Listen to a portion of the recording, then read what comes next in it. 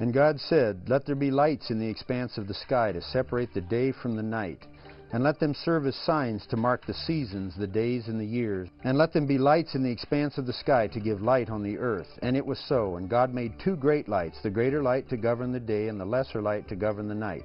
And he also made the stars. And God set them in the expanse of the sky to give light on the earth, to govern the day and the night, and to separate light from darkness. And God saw that it was good. And it was evening, and there was morning, the fourth day. Hi, this is Charlie. This week I want to move to the problem of the fact that stars appear to be millions of light years away from the earth, and the Bible says that it was created, that the stars were created on the fourth day of creation. A light year is the amount of distance that light travels in 1 year, and you think about that, that's a long distance. And studies show that the stars are indeed a long distance away.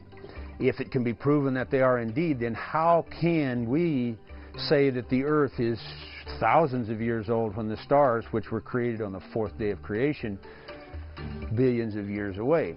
There have been several solutions to this problem suggested over the years. One of them is that God created the light at the same time he created the stars. He created the light streaming toward the earth, that whole line of light.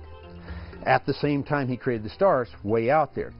The problem with that is we have seen in recorded history stars blow up. So that means that no, he didn't create all the light, just 10,000 years of light with an explosion at the end of it.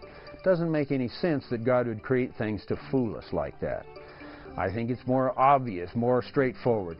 Second one, suggested by Barry Sutterfield, an Australian, was that the speed of light had changed from the beginning. At the moment of creation, light was infinitely fast, and it has slowed down. He studied the speed that light had been measured at over the last 300 years, and he came to the conclusion that it has been slowing down.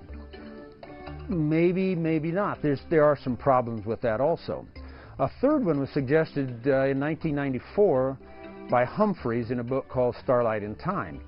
In that book, he says that Einstein's theory of general relativity suggests a possible solution to this problem.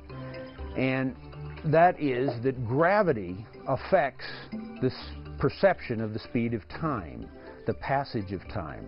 If you stand on the Earth with its gravity versus, say, going up in the space shuttle, your time is different. The guys on the space shuttle age at a different rate than we do stuck here on Earth.